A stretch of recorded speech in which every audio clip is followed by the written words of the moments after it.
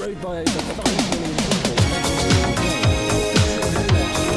the top 10 busiest train stations on the planet. One loop takes 64 minutes to complete, but given we plan to find one unique thing to do at each and every stop today, it'll take us closer to 12 hours.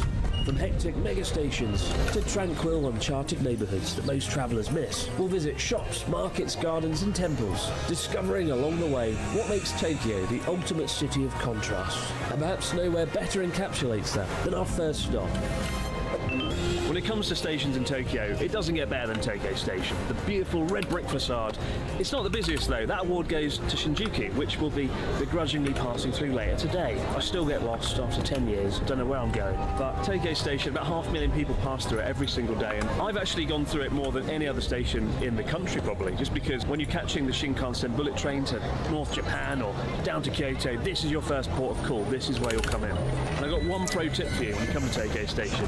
When you're passing through and you get your ekiben, like the ekibento, don't get the ones near the railway platform. They're always very old and made a few days ago. You need like a fucking pickaxe to break through the rice.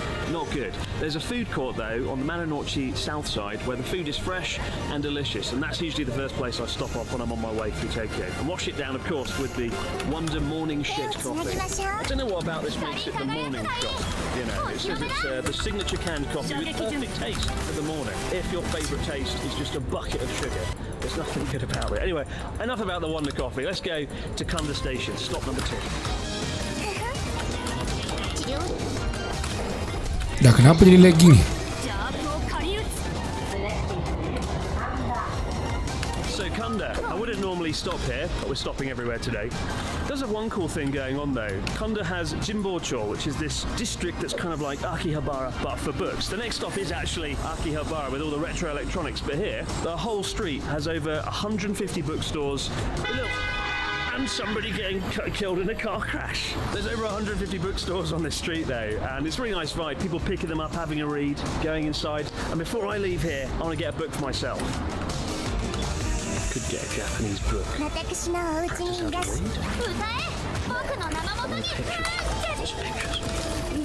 Cool little book on Japanese festivals. There's so many like crazy festivals nobody hears about. Let's buy this book. Well, hey, got my festival book, and they've wrapped up in this nice paper map of Jinbocho itself. But now onwards to station number 3, Akihabara. Got to get something in Akihabara, whether it's a broken electronic item or something much smaller like a gashapon. That'll be ideal. The people travel from all over the world to buy broken cameras from Akihabara. This store, right, they just sell like old cameras for massive prices. Cool shop though. I must admit I was tempted by the purple looking camera that looked like it came in a purse. It looked kind of cool.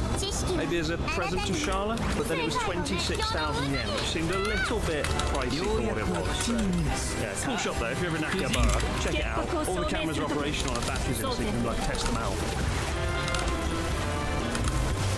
So this store has like over 1,000 gacha machines in it, right? And this one here has caught my eye. It says pan dead. Bread zombies collectively known as pan dead. Literally dead bread. It's exactly what Charlotte would want, I know. And that Pokemon nonsense, you've got pan dead. I couldn't resist. I've got to see this. Ooh, cheeky little rascal. Just like a mouldy piece of bread. Who thought this up? I love gacha. Anyway, that concludes our Akihabara segment. Onwards to the next station, whatever it is.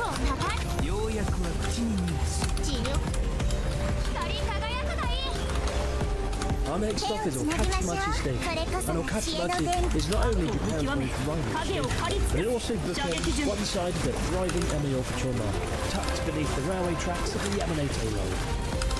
One thing I love about Ameyokucho Market is it's a real lived-in market. You know, it's not like just for tourists. It's here, the locals come in, and there's like lots of little temples and shrines dotted throughout. Like there's one hidden above here I always like to visit. Really nice market, really cool place, and it's usually open till about 3 p.m. Then at night it becomes like a nightlife hotspot. Couldn't resist. Got some beautiful grapes, get your vitamin C, and then batter it in sugar. Pretty good actually. Once you've bitten through the sugary outer shell, the fruit's actually quite fresh. But don't let me pretend that this is a healthy thing. Alright, brunch done. Next up, Ueno Station. So at the other end of Yamaoka Market, packed full of grapes drenched in sugar, you get Ueno Station and the Yamanote line train. And rather than buy more sweets and books and items and trinkets, you come to Ueno. There's lots of things to do like parks and museums, but just coming up here and getting a view of the city, it's a really nice spot. Just up here, across the road from the station, you can see the Yamaoka Market, the train tracks, Skytree, one of my favourite photo spots in Tokyo. Onwards to the next station, and I don't know what it's called, Ugi something or other. Well, we've made it through one of the first busy sections of the Yamanote line, but after concrete, crowds and sugar, thankfully it's time for a much-needed change of scenery. Ugui Sudani. Ugui Sudani. Ugui Sudani. 12 years and I still can't pronounce that damn train station name. Probably the hardest train station name to say in Tokyo. But anyway, next to Ugui Sudani is one of my favourite spots in all of Tokyo, Yanaka Cemetery, right? And you might think, oh, cemetery, bit grim, bit depressing, but actually this cemetery, it really is stunning. It's kind of like a moment of calm in the middle of the city. I mean, it's like a Game of Thrones-esque tree right here. It looks beautiful. But I did have one slightly traumatic experience here a few years ago, involving cats, believe it or not. The scale of Yanaka Cemetery is genuinely breathtaking, with over 25 acres and 7,000 graves. Amidst the cemetery, it's rare to run into fellow human travellers, but if you're lucky, you might spot the odd feral cat napping quietly on an ancient tomb. So 8 years ago, I did a documentary called Cat Nation, covering Japan's wacky cat culture, right? And they made me come here. The director, a really nice guy called Tim, was like, oh yeah mate, there's local cemetery and there's lots of feral cats running around. Should we go and see what we can find? And I was like, do we have to? And we spent 3 hours walking through the cemetery trying to find cats. We found a cat and I tried to stroke it and it wasn't happy. The cats hated me. I wasn't overly enthralled to meet them either. And it was one of the not so good scenes of many in that documentary. But whenever I come here, I think about life, death, and Cat Nation, the 3 big things you have to think about. And it looks like we're not escaping the cats just yet. Nippori Station is home to one of the most retro shopping districts in all of Tokyo, Yanaka Ginza, with its distinctive 1960s style neighbourhood where you can eat and drink from the many food stalls under the watchful eye of the many cat statues. In fact, Yanaka Ginza is often referred to as Cat Town due to the area's sizable population of stray cats, who've become a beloved part of the neighbourhood.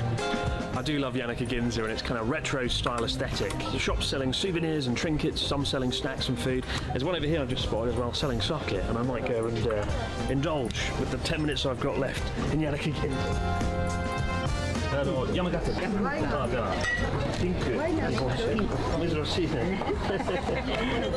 Good God, they gave me all the Nihonshu. Normally, you have like a little bit in a cup. That's like, let's get drunk speed run. Oh my God.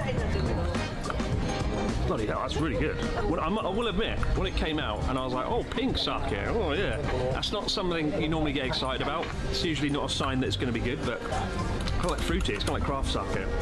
10% mate, doesn't get to end well, is it? I'll admit also, every time I come to Yanaka Ginza and I walk down here, I've always wanted to stand here and just drink sake, and now that dream has come true. Yanaka Ginza, I'm sold. Oh boy, after drinking a whole glass of sake on a practically empty stomach, let's just hope I make it to the next stop in one piece. Well, hello, it's future far more sober Chris here. You know, you find with the mood of a video, it's not necessarily the footage, but the audio and the sound.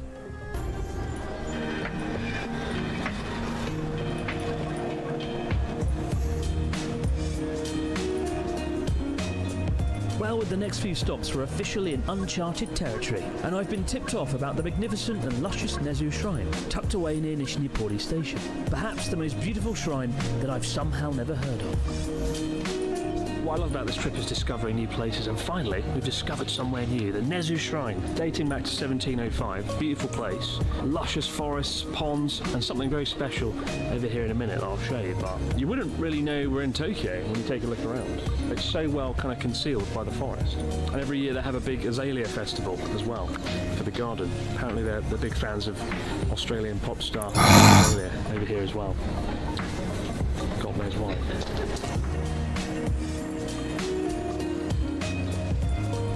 Fushimi Inari Shrine in Kyoto. We've got it at home. We've got it here in Tokyo. Had no idea there was one this good, you know. And also, there's nobody here. unlike the one in Kyoto, so you can actually kind of enjoy it. Really beautiful.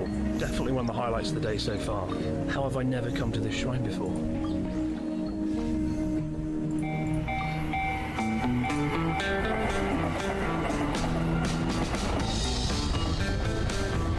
So here we are at Tabata Station. Never been here before, not many people know about it, but it is actually the closest stop on the Yamanote line to the sun.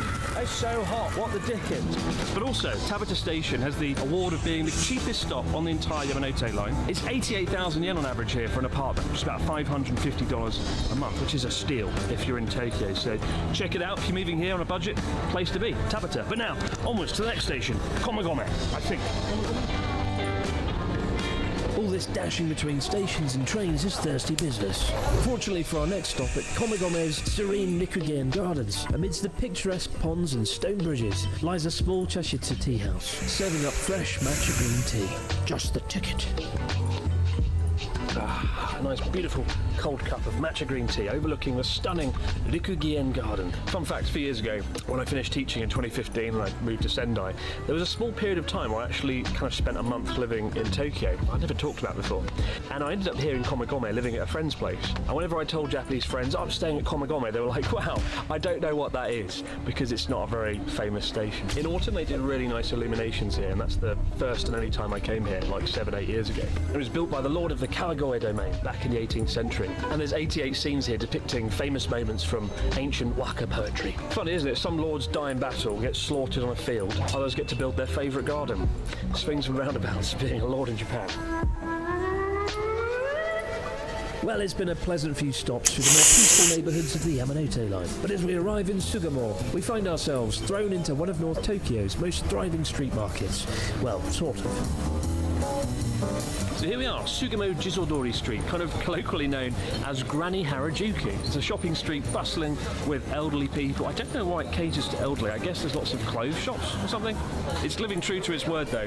Everyone here is at least over 100 years old. I'm the sort of odd one out. A minute ago I walked past a shop called Straight Off the Boat from Kobe, and I was like, Kobe beef, count me in. Alas, it was like clothes and fabric. I found this place serving cheese kamaboko, cheese fish cakes. Look at that bad boy. It's so heavy. Itadakimasu. That's pretty good. It's an acquired taste, kamaboko. It's a bit like fish sticks, but because it's got cheese in it, how could I not? Let's face it. Really cool. No, sorry, I wasn't in a way.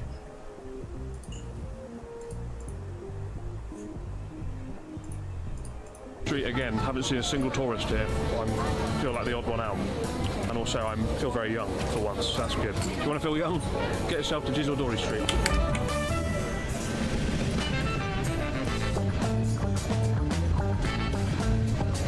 So, Otsuka Station is known for two things. Number one, it's one of the few places in Tokyo that has a tram. And what a lovely tram it is. And the second thing it's known for is this shop, Onigiri Bongo. They actually make the onigiri fresh to order here. You sit down, you choose your fillings, and they make it right before your eyes. And I think Connor went recently, and he said, oh, it's insane, there's some food and some rice, it's delicious.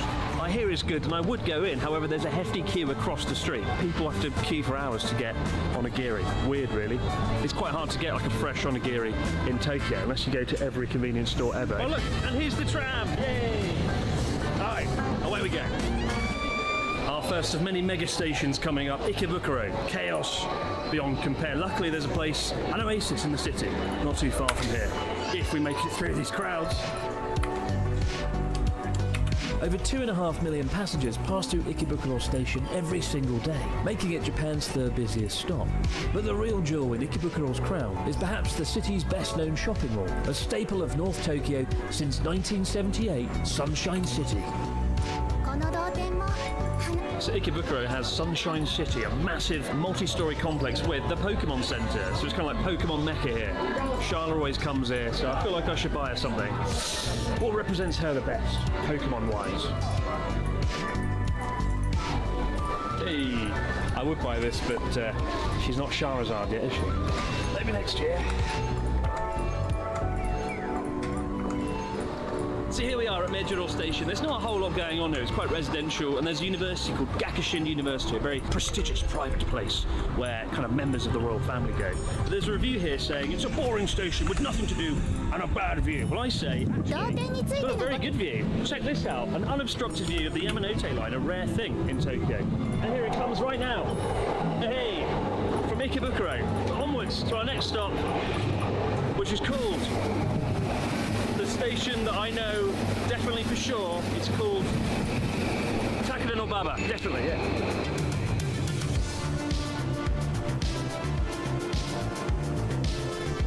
Oh, thank God. For the miracle of Bakari Sweat. But we're here, guys, at Takeda no Baba Station, which I love. And I love it for two reasons. Number one, it actually marks the halfway point of our entire journey. This is station number 15. We've made it halfway. Only another 15 stations to go. Oh my God, kill me. And the second reason that I love Takeda no Baba Station is it's home to the greatest retro amusement arcade in all of Tokyo. Takeda no Baba Mikado. Let's go in. Let's go take a trip back in time. Man, you guys are in for a real treat. I can't wait to take you inside. Oh, wait. So I went in and I was rejected because look, it says here, if your body odour is unclean and smells bad, it will be a nuisance to other customers. We will refuse entry, and that, dear viewers, is why I wasn't allowed in. Terrible shame. That, we didn't get film permission in advance. Bear that in mind if you want to film it. Well, after the absolute fail that was Takeda no Baba, it's time to turn those fortunes around with the stop on the Yamanote line I've been looking forward to the most. Oh yes, it's chicken time.